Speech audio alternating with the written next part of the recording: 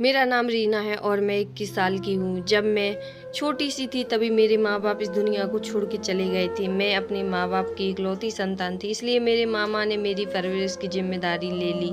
मैं शुरू में तो मेरा बहुत ख्याल रखते थे और मेरी हर ज़रूरत पूरी करते थे, लेकिन धीरे धीरे उनका प्यार मेरे लिए कम होता गया और मैं उनके लिए बोझ बन गई। मामा ने मेरा स्कूल छुड़वा दिया और मामी घर के सारे काम करवाने लगी और उनके बच्चे स्कूल जाते थे।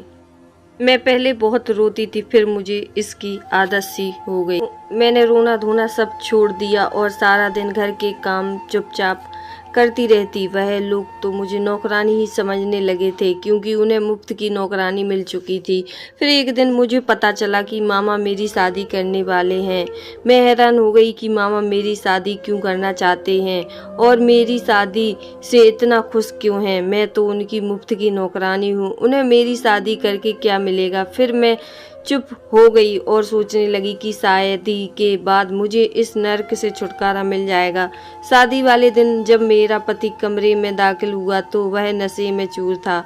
मैं उसे देखकर डर गई और खुद से सिमट गई। झटका तो मुझे तब लगा जब उसने मेरे बालों को पकड़कर मुझे मारना चाहा और मैं रोते हुए अपना गुनाह सोचने लगी कि मुझे किस गुनाह की सज़ा मिल रही है।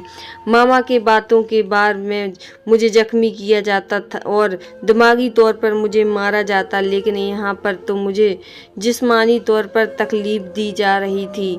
मैं खामोश हो जाती और सोच में पड़ जाती कि आखिर मामा मेरी शादी इस आदमी से क्यों करा दी है। इस दिन मैं अपने पति के कपड़े इस्त्री कर रही थी, तभी अचानक वह दरवाज़ा खोलकर कमरे में आ गए और मेरे बालों से पकड़कर मारना शुरू कर दिया। मैं दर्द से कोहरा उठी, मेरी आंखों में आंसू गिरने लगे।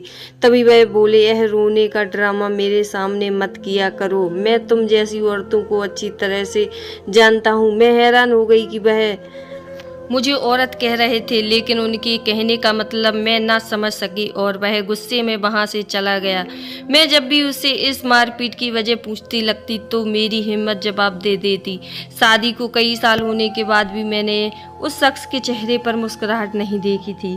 मैं सोच में पड़ जाती कि यह कैसा क्यों है, इसे लड़कियों से इतनी नफरत क्यों है। वह जब मैं आता मारपीट करके ना जाने कहाँ चला जाता और मैं अपनी किस्मत पर बैठ के रोने लगती। मैं रात को गार्डन में बैठी हुई थी कि वह अचानक मुझ पर चिल्लाने लगा, यहाँ क्यों बैठी हो? वह भी रात के वक्त, इस वक्त इसका इंतजार कर रही हो? मैं तुम जैसी औरतों को अच्छी तरह से जानता हूँ और तुम आज गली में क्यों गई थी? तुम जैसी औरतें बड़ी तेज होती हैं और लड़कों को अपनी अदाएं दिखा दिखा कर फंसा लेती हैं। मुझे उसकी बातें सुनकर गुस्सा आने लगा। उस शख्स ने औरतों के बारे में इतनी गलतियां पाल रखी थी कि हर वक्त और औरत की बुराई, हर वक्त मुझे बुरा भला कहना और हर वक्त मैं उसे देखती रह जाती। गले में आंसुओं का फंदा लटका रहता। वह मुझे बाजू से पकड़कर अंदर ले आया और मुझे बेड पर फेंका और बुरी तरह से मारने लगा। मेरे तो आंसू भी सूख गए थे। रो रो कर वहीं आराम से सुकून से सो गया और मैं अपने जख्मों पर मरहम लगाने लगी। इस शख्स को बहुत सुकून मिलता था मुझे मारकर और मैं सिर्फ यह सोचती कि वह क्यों इतनी नफरत करता है मुझसे। पूरी रात यूं ही जागते जागते गुजर गई। नींद तो कोसों दूर थी। सुबह जब तबीयत खराब हो गई तो मुझे लगा रात को जगने से तबीयत खराब हो गई है। मैं रोज जैसे काम करती वैसे ही काम कर रही थी। रात को मेरा पति जब घर आया तो मैंने उसके सामने खाना रख दिया। वह गुस्से में बोला, जब भी मैं घर आता हूँ सामने खाना रख देती हो और कोई काम नहीं है क्या? मैं क्या सिर्फ खाना खाने घर आता हूँ? वह गुस्से में बोला और मैंने पहली बार जवाब में बोला, खाने के अलावा मुझे मारना भी आता है और मेरे ख्याल में भी नहीं था मेरी इस बात पर उन्हें इतना गुस्सा आएगा। उन्होंने खाने वाली प्लेट को टेबल से नीचे फेंक दी और मैं डर गई कि अब यह मेरा हाल बिगाड़ने वाला है और मैं गुस्से में मेरी तरफ बढ़ने लगा। मेरा सिर चकराया और जमीन पर गिर गई। उसके बाद मेरी आंख खुली तो मैं कमरे के बेड पर लेटी हुई थी और मेरे सामने खड़ा डॉक्टर मेरे पति को कुछ सलाह दे रहे थे कि इनका बहुत ख्याल रखना। इस हालात में उन्हें किसी भी तरह का कोई टेंशन नहीं होना चाहिए। मैं सवाल भरी नज़रों से अपने पति को तरफ देखते लगी। डॉक्टर ने अगली बात कही, अब तब मुझे सारे हालात की जानकारी हो गई। डॉक्टर कह रहे थे कि अगर कोई टेंशन दी तो इसके साथ साथ बच्चे की भी जान खतरा होगा। डॉक्टर की बात सुनकर मेरे चेहरे पर खुशी की मुस्कुराहट आ गई और मैं अपने पति की तरफ देखने लगी। मैंने पहली बार उनके चेहरे पर गुस्सा नहीं देखा, लेकिन अगर गुस्सा नहीं था तो मुस्कुराहट भी नहीं थी। बस वह खामोशी से डॉक्टर की बातें सुन रहा था। थोड़ी देर बाद डॉक्टर चले गए तो वह बाहर चले गए और मुझसे कोई बात नहीं की।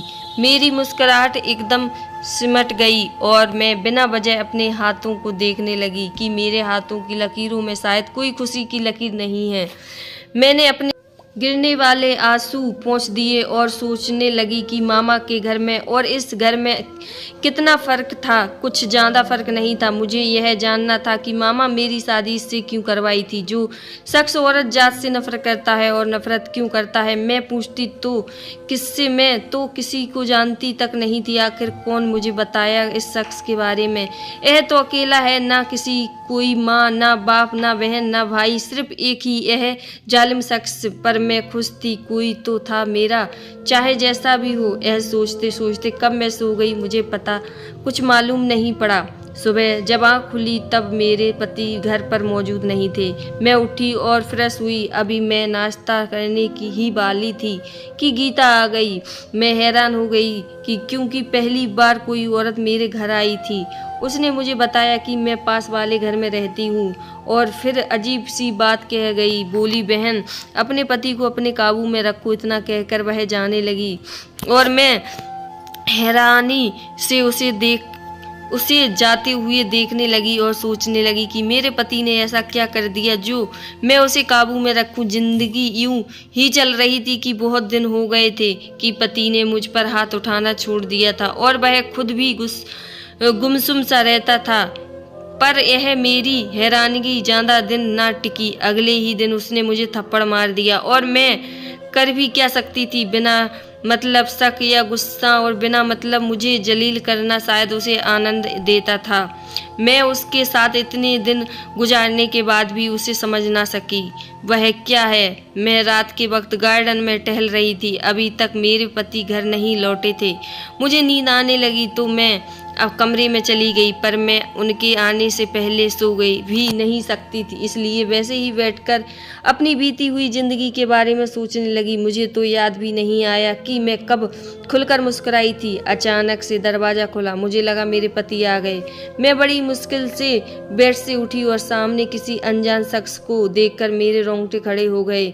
मैंने डर के मारे कमरे की सारी लाइट चालू कर दी। वह पहले तो मुझे गुस्से में देखता रहा।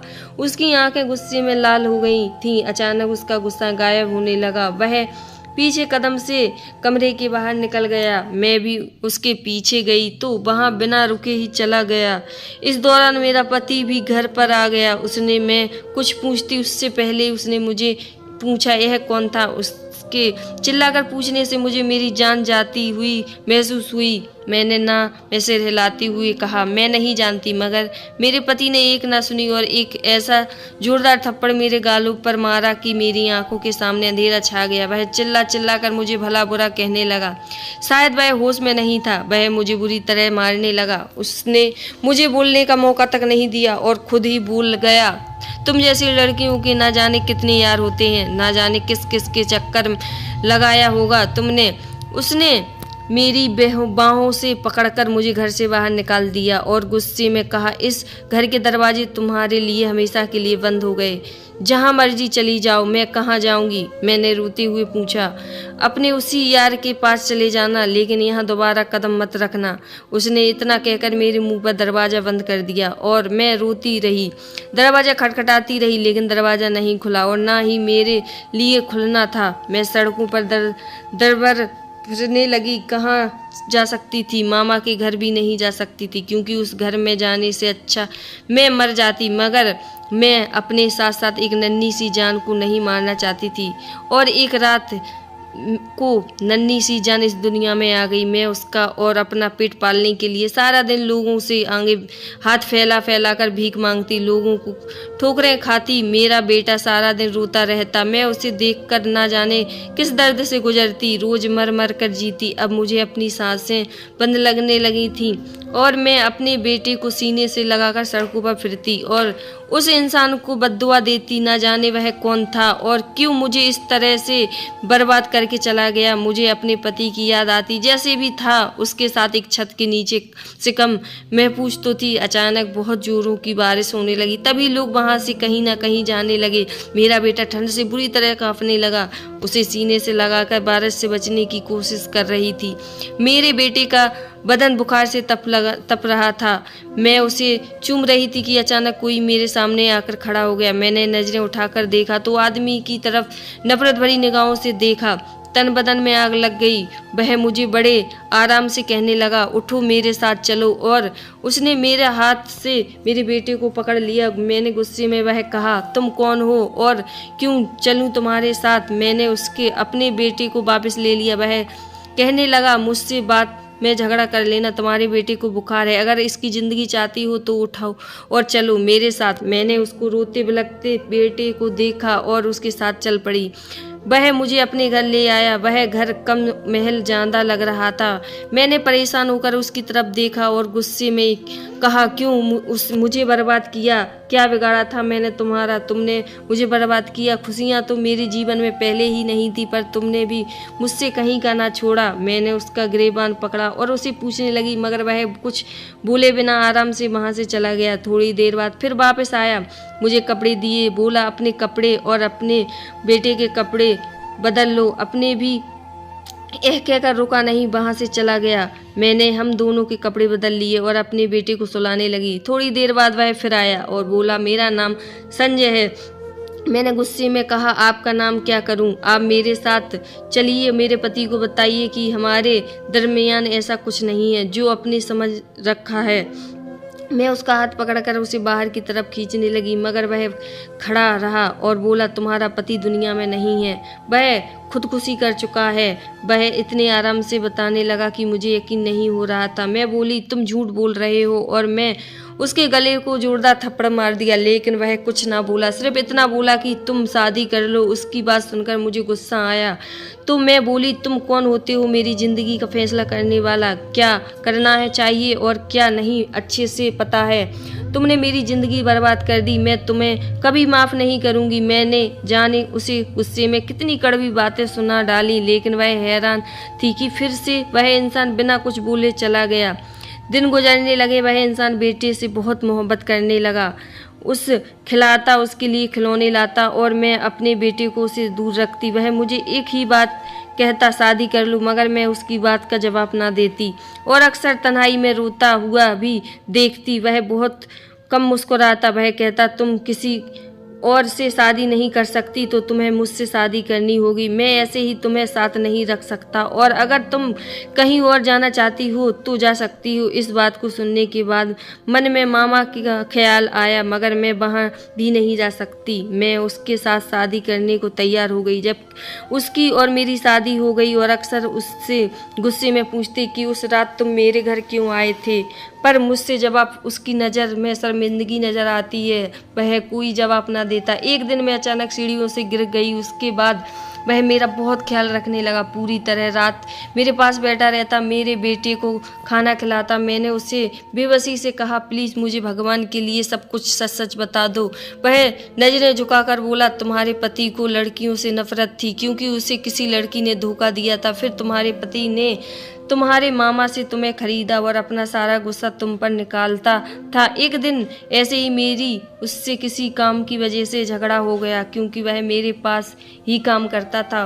मुझे नहीं पता था कि उस छोटे से झगड़े से उतना बड़ा कर देगा। उसने मेरी बीवी को मार दिया जो माँ बनने वाली थी। मुझे बहुत दुख हुआ। मैं उससे बदला की आग में जलने लगा। मैंने फैसला कर लिया था कि मैं उसकी बीवी को बदनाम करके मार दूंगा। उस रात मैं तुमको मारने के इरादे से आया, मगर तुम्हारी हालत देखकर मुझे बीवी की याद आ गई और मैं वहां से चला गया। लेकिन मैं नहीं जानता था कि तुम्हारा पति इतना शक करेगा कि तुमको घर से ही निकाल देगा।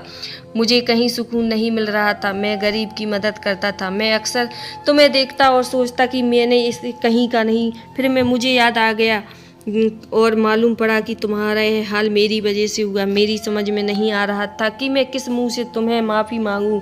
मैं बहुत शर्मिंदा हूँ। वह बताते बताते रोने लगा। मैंने उस जुड़े हुए हाथ पकड़ लिए और उसे माफ़ कर दिया। उसके बाद मेरी ज़िंदगी में खुशियाँ आ गईं और मैंने अपने भगवान का शुक्रिया अदा किया कि इतने गमों के बाद मुझे आखिर खुशियाँ मिली। हम खुशी खुशी रहने। यह कहानी पसंद आए तो मेरे चैनल को लाइक शेयर सब्सक्राइब करना। हर हर महादेव।